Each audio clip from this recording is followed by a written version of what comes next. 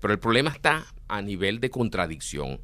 Generalmente la libertad y la igualdad no son compatibles. No son compatibles. Eso me conduce a esta pregunta. ¿Hasta dónde pretendían llevar los revolucionarios la igualdad? Porque a nosotros nos parece, a mí por lo menos me parece bastante elemental, que una sociedad no puede ser totalmente igualitaria. Hay ciertas jerarquías que cumplir. Usted fue mi profesor, yo lo trato con mucho respeto, y en la clase yo asumo que usted es un superior a mí. Si yo asumiese que usted fuese un igual a mí, pues quizás no habría el respeto que haría posible la educación. ¿Hasta dónde pretendían llevar los revolucionarios la igualdad? ¿Igualdad de oportunidades, igualdad de condiciones? No, la visión en ese momento revolucionario de la igualdad era absoluta. De hecho, la muerte del rey representa... Pero no habría que un mínimo de jerarquía, porque, por ejemplo, ¿cómo se mantiene un ejército sin un mínimo de jerarquía? Es que fíjense que la revolución se traga a sus mismos líderes. Robespierre, por ejemplo, que es el gran llamado el incorruptible, le daban el apodo de Robespierre, es tragado por la propia revolución. Es decir, los tres grandes líderes del movimiento revolucionario, Marat, Danton y Robespierre, mueren víctimas de la propia revolución. ¿Qué indica esto? Que hay un grado de igualdad absoluta. Es decir, si la revolución pierde su rumbo, se traga a sus propios líderes. Entonces, fíjense que ahí está la muerte. Uh-huh. Que fíjense, esto es interesante porque Erich Fromm piensa que ese eslogan de patria, socialismo, muerte, que hoy está muy de moda aquí, que no es venezolano, ustedes saben que viene de Cuba y que no es cubano, sino de Francia. Que viene tampoco.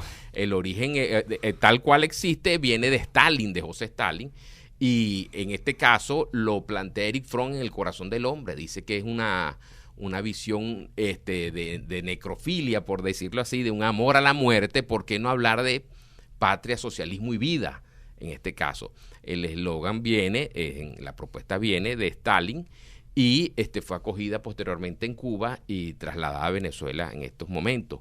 Pero ya en la Revolución Francesa estaba dado la condición de la muerte o por encima de cualquier otra condición. Era preferible morir que no lograr los objetivos planteados inicialmente, que era la libertad, la igualdad y la fraternidad. Entonces, yo pienso que la igualdad como se concebía en ese momento en Francia era una libertad absoluta que nunca se llegó a realizar porque es contradictoria misma con esa libertad y con la misma igualdad y con la misma fraternidad. Es decir, yo creo que la revolución se traiciona a sí mismo tomando esos tres eslogans que no son más que palabras y que no fueron concretadas pues en acciones. Claro, y yo creo, Alexander, no sé qué opinas tú, que tiene que haber un mínimo de jerarquía en una sociedad. Es decir, ciertamente se pueden acercar las clases sociales, se pueden acercar los individuos respecto a los privilegios, pero para que haya un cierto funcionamiento y se mantenga un orden, ciertos individuos tienen que dar unas órdenes y considerarse superiores por lo menos en la jerarquía de mando, y otros individuos tienen que obedecer, porque si no habría una cadena de mando donde unos obedezcan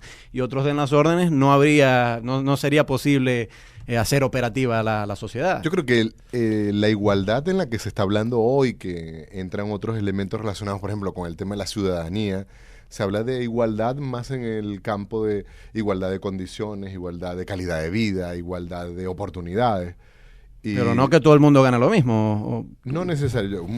Es un tema de calidad de vida, o sea, es relacionado con un buen vivir, en todo caso, claro, más que con una posibilidad de que yo mando o no mando, ¿no? Eso tiene que ver más bien una jerarquía de funciones, que por lo que yo entiendo, en la Revolución Francesa no estaba planteado así. Incluso viendo algunas pinturas que reflejan algunos momentos, vemos, por ejemplo, gente de diferentes niveles sociales, con tridentes enfilados hacia la toma o de los diferentes alzamientos.